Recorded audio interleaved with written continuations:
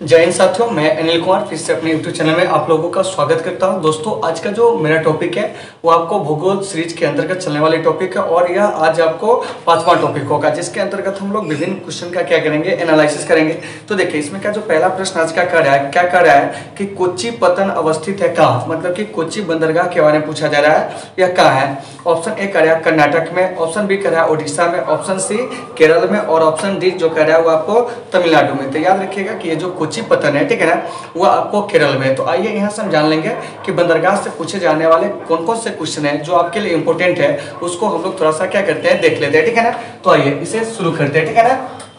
तो देखिए, तो सबसे पहले आप जान लीजिए कि भारत में जो बड़े बंदरगाह है उसकी संख्या जो है वो आपको कितनी है, तो वो आपको यानी कि 13 है, जिसमें से हम जानेंगे सबसे पहले कि आपको जो ये 6 बड़े बंदरगाह है उसको सबसे पहले जान लेते हैं जो आपको पश्चिमी तट पर है, ठीक है ना। तो देखिए, तो इसमें जो है सबसे पहले एक जो है वो आपको कांडला है। कौन है? कांडला है, याद रखिएगा, ठीक है ना। दूसरा बंदरगाह जो है वो आपको कांडला के बाद वो आपको मुंबई है। क्या है? मुंबई है। मुंबई के बाद जो है वो आपको नहावा सेवा, क्या है? नहावा सेवा बंदरगाह है। उसके बाद जो है आपको चौथा बंदरगाह जो है वो आपको मरमा गोवा है। क्या है? मरमा गोवा है। और 5वां जो है वो आपको कौन हो जाएगा, तो न्यू मंगलोर। क्या हो जाएगा? न्यू मंगलोर। तो इन चीजों को याद रखना है। और 6ठा बंदरगाह जो है वो आपको कौन है, तो वो आपको कोच्चिन है। क्या है? कोच्चिन है। तो यही आपसे क्वेश्चन पूछा जा रहा था, ठीक है ना, कि कोच्चिन बंदरगाह जो है वो आपको कहाँ है, तो कोच्चिन बंदरगाह जो है वो आपको कहाँ है, तो केरल में, ठीक है ना। अब आइए, अब हम यहाँ से बात करेंगे कि जो कांडला बंदरगाह है, सबसे पहले जान लीजिए यह है कहाँ। तो देखिए, तो कांडला जो है ये आपको गुजरात में, कहाँ है? गुजरात में। तो इन चीजों को अच्छे से याद रखना है, ठीक है ना। उसके बाद है मुंबई। तो ये जो मुंबई नामक बंदरगाह है ये आपको महाराष्ट्र में, कहाँ है? महाराष्ट्र में। नहावा सेवा यह बंदरगाह भी जो है वो आपको महाराष्ट्र में। और मुंबई बंदरगाह के जो भार था उसको कम करने के लिए ही आपको नहावा सेवा बंदरगाह जो है इसको विकसित किया गया था 1988 में, याद रखिएगा। मरमा गोवा बंदरगाह जो कि आपको गोवा में है, ठीक है ना। न्यू मंगलोर यह आपको कर्नाटक में, कहाँ है? कर्नाटक में। और कोच्चिन जो है यह बंदरगाह जो है वो आपको केरल में, कहाँ है? केरल में। तो यहाँ से कुछ बंदरगाह के आपसे नाम भी पूछे जा सकते हैं जिसका नाम आपको बदल दिया गया है। क्या कर दिया गया है? बदल दिया गया है। तो देखिए, तो इसमें से कुछ बंदरगाह जिसका नाम बदला गया है, जैसे कि आपको कांडला बंदरगाह, तो इसका जो नया नाम है ना कांडला बंदरगाह, क्या याद रखिएगा, वह है आपको दीनदयाल पोर्ट। क्या है? दीनदयाल पोर्ट। याद रखिएगा कि अगर आपसे प्रश्न किया जाए कि बताओ कि कांडला बंदरगाह का नया नाम जो है क्या है, तो हम क्या कहेंगे? दीनदयाल पोर्ट। आइए, तो ये जो भी देख रहे हैं कांडला, मुंबई, ठीक है ना, नहावा सेवा, मरवा गोवा, न्यू मंगलोर, कोच्चिन, ये सब जो है वो आपको पश्चिमी तट पर स्थित बंदरगाह है। कहाँ स्थित है? पश्चिमी तट पर स्थित बंदरगाह, या इसी को हम कहेंगे कि आपको अरब सागर से, क्या कहेंगे?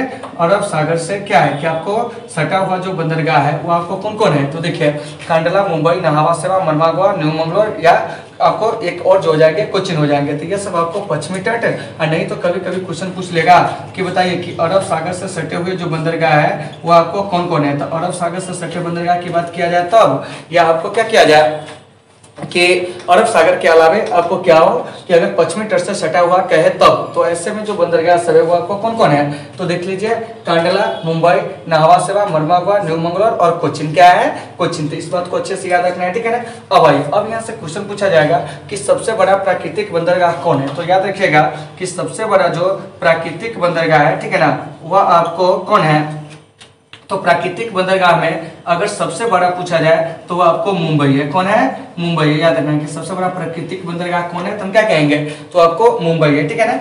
अब आइए, अब यहाँ से एक प्रश्न और पूछा जाएगा कि इनमें से कौन सा राज्य पश्चिमी तट पर अवस्थित है। तो देखिए, गुजरात, महाराष्ट्र, ठीक है ना, इसका गोवा, कर्नाटक, केरल, यानी कि पश्चिमी तट पर अवस्थित जो राज्यों की संख्या है वो आपको कितनी है, तो वो आपको 5 है। कितनी है? 5 है। तो इन चीजों को भी आपको बेहतर तरीके से क्या करना है, समझना है। तो देखिए, तो यहाँ से 6 को बंदरगाह को हम लोग क्या कर लिए कि आपको क्लियर कर लिए, ठीक है ना।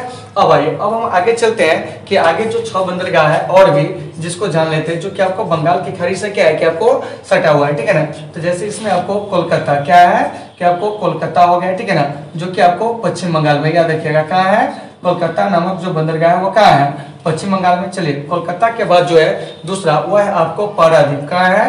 पारादीप, ठीक है ना। तो ये जो पारादीप बंदरगाह है ये आपको उड़ीसा में, कहाँ है, ओडिशा में। तो इन चीजों को अच्छे से याद रखना है। उसके बाद तीसरा जो हो जाएगा एक बंदरगाह में और याद रखिएगा, विशाखापट्टनम। क्या है? विशाखापट्टनम, ठीक है ना। तो ये जो विशाखापट्टनम नामक बंदरगाह है ये आपको आंध्र प्रदेश में, क्या है? आंध्र प्रदेश में। तो इन सारे चीजों को आपको अच्छे से समझना है, ठीक है ना।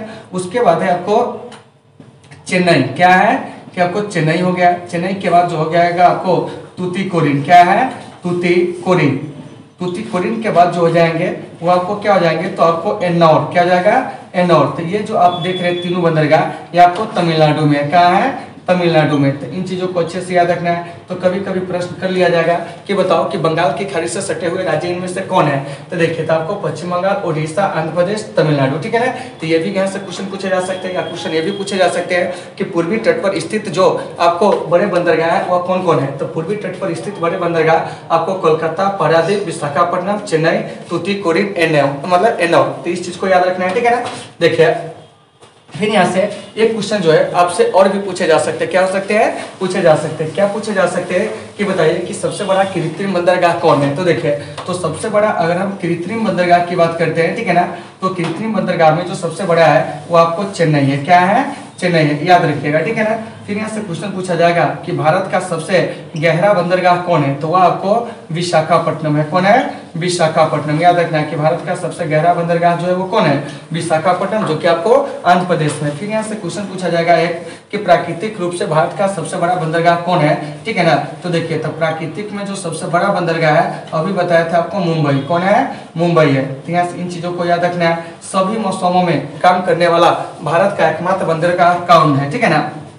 तो देखिए, सभी मौसमों में, क्या कहेंगे? सभी मौसमों में, ठीक है ना। तो सभी मौसमों में काम करने वाला भारत का एकमात्र बंदरगाह जो है उसका नाम आपको क्या है? तो वो आपको पारादीप है। कौन है? पारादीप। और पारादीप नामक बंदरगाह जो है वो आपको कहाँ है? तो आपको ओडिशा में। कहाँ है? ओडिशा में। तो इन चीजों को याद रखना है। फिर यहाँ से एक प्रश्न और भी किए जा सकते हैं कि बताइए कि ये जो एन्नौर बंदरगाह है, ठीक है ना, याद रखिएगा इसका नया नाम क्या है? तो एन्नौर बंदरगाह का जो नया नाम है वो है आपको क्या जानते हैं? के कामराज फोर्ट। क्या है? के कामराज फोर्ट, ठीक है ना। तो इन चीजों को याद रखना है कि एन्नौर बंदरगाह का जो नया नाम है वो क्या है? तो के कामराज फोर्ट। पूछेंगे कि भारत के कितने राज्य समुद्र से सटे हुए हैं? तो आपको कहना होगा 9 राज्य। वो 9 राज्य कौन कौन है? तो देखिए, गुजरात, महाराष्ट्र, गोवा, कर्नाटक, केरल, ठीक है ना।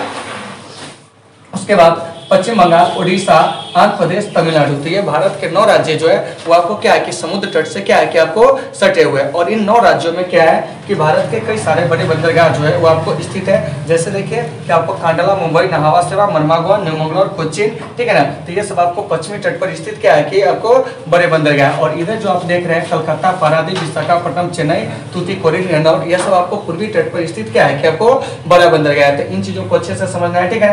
पूछेंगे सबसे आपको बड़ा कृत्रिम बंदरगाह कौन है? तो आपको चेन्नई, ठीक है ना। सबसे गहरा बंदरगाह कौन है? तो आपको विशाखापट्टनम, जो कि डोल्फिन नोच पहाड़ी को काटकर बनाया गया था, ठीक है ना। सबसे बड़ा प्राकृतिक बंदरगाह कौन है? तो मुंबई, ठीक है ना। सभी मौसमों में काम करने वाला भारत का जो एकमात्र बंदरगाह है कौन है? पारादीप, ठीक है ना। और एन्नौर बंदरगाह का नया नाम क्या है? के कामराज फोर्ट। फिर पूछेंगे कि बताइए कि ये जो कांडला फोर्ट है इसका नया नाम क्या है? तुम क्या कहेंगे? दीनदयाल फोर्ट। तो इन चीजों को आपको अच्छे से क्या करना है? समझना है, ठीक है ना। तो वही आपका क्वेश्चन कर रहा था, क्या देखिए क्या कि कोच्चि पत्तन जो है आपको अवस्थित है कहाँ? तो ये आपको केरल में। कहाँ है? केरल में। चलिए अगला क्या कह रहा है, ध्यान से सुनिएगा, ठीक है ना। कि निम्नलिखित केंद्र शासित प्रदेशों में से किसकी साक्षरता दर जो है वो आपको उच्चतम है? क्या है? उच्चतम है। देखिए ऑप्शन कर रहा है चंडीगढ़, उसके बाद कर रहा है दमन और दीप, उसके बाद कर रहा है लक्षद्वीप और कर रहा है अंडमान और निकोबार द्वीप समूह। इसका सही आंसर हो जाएगा आपको लक्षद्वीप। क्या हो जाएगा? लक्षद्वीप। तो देखिए लक्षद्वीप से बहुत सारे क्वेश्चन आपसे पूछे जा सकते हैं। क्या है? पूछे जा सकते हैं। जैसे कौन कौन से क्वेश्चन पूछे जा सकते हैं, आइए इस पर थोड़ा सा चर्चा करते हैं। जैसे आपको सर्वाधिक साक्षरता, ठीक है ना, क्या पूछेगा कि सर्वाधिक साक्षरता जो है वो आपको किस केंद्र शासित प्रदेश में? तो क्या कहेंगे? तो आपको लक्षद्वीप। क्या कहेंगे? लक्षद्वीप, ठीक है ना। याद रखिएगा कौन सा द्वीप?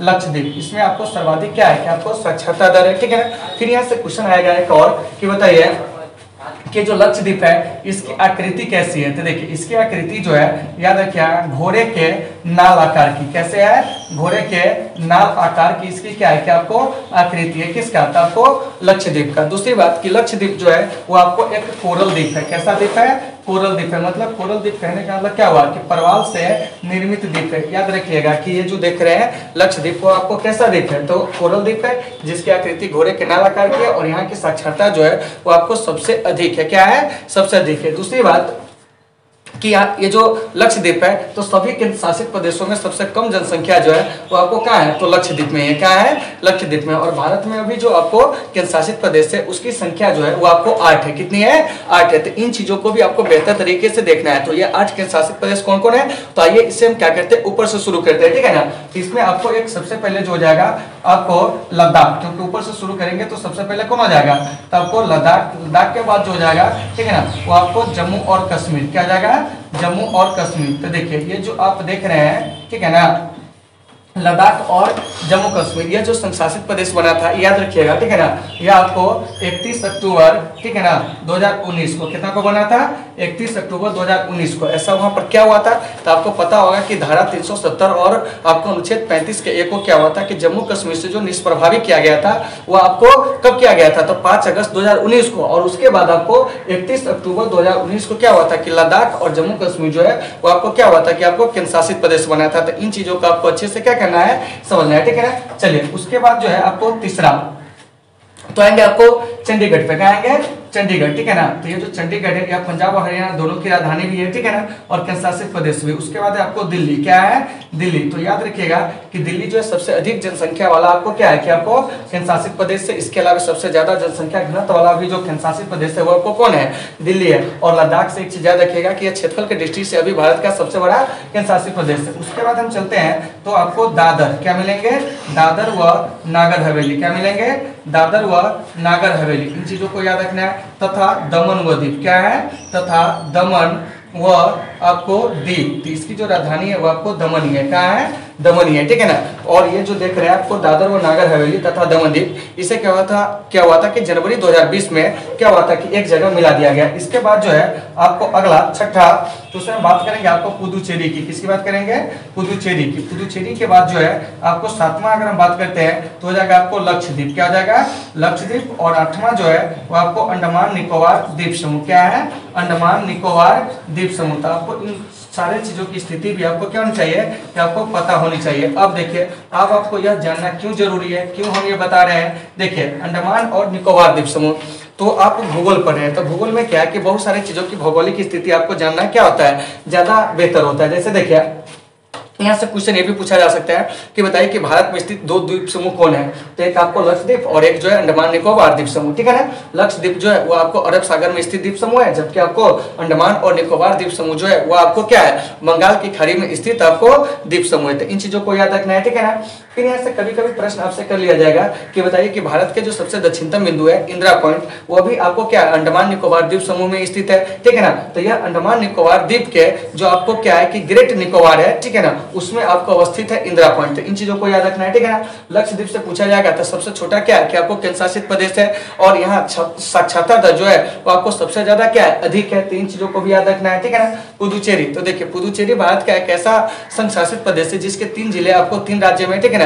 ये जो पुदुचेरी देख रहे हैं, ठीक है ना, इसके कुछ क्षेत्र जो है वो आपको आंध्र प्रदेश में, कुछ जो है तमिलनाडु में, कुछ जो है आपको केरल में। तो इस चीज को भी याद रखना है, ठीक है ना। दादर व नागर हवेली को एक जगह जो मिलाया गया था वो आपको जनवरी 2020 में। दिल्ली जो है जनसंख्या की दृष्टि से और जनसंख्या घनत्व की दृष्टि से सबसे बड़ा क्या है कि आपको केंद्र शासित प्रदेश है। और ये जो दिल्ली है याद रखिएगा, इस दिल्ली को राष्ट्रीय राजधानी क्षेत्र के रूप में जो घोषित किया गया था 1991 में। 3 चीजों को भी याद रखना है। चंडीगढ़ भारत के सबसे मतलब नियोजित शहर जो है इसे कहा जाता है, और चंडीगढ़ को हम लोग क्या कहते हैं, तो गुलाबों का शहर, क्या कहते हैं, गुलाबों का शहर। याद रखिएगा कि चंडीगढ़ को क्या कहते हैं, तो गुलाबों का शहर, क्या कहते हैं, गुलाबों का शहर। इसमें पूछेंगे गुलाबी शहर तो हो जाएगा जयपुर, क्या हो जाएगा, जयपुर। तो इन चीजों को भी आपको अच्छे से याद रखना है, ठीक है ना। फिर ये जो देख रहे हैं लद्दाख जम्मू कश्मीर का 31 अक्टूबर 2019 को सरदार पटेल के क्या हुआ था, जयंती पर इसे क्या हुआ था, केंद्र शासित प्रदेश बनाया गया था। लद्दाख जो है अभी सबसे बड़ा क्या है कि आपको केंद्र शासित प्रदेश है, आपको एरिया वाइज कैसे है, एरिया के हिसाब से, ठीक है ना। तो इन सभी चीजों को आपको अच्छे से क्या करना है, समझना है। फिर यहाँ से राजधानी पूछा जाएगा,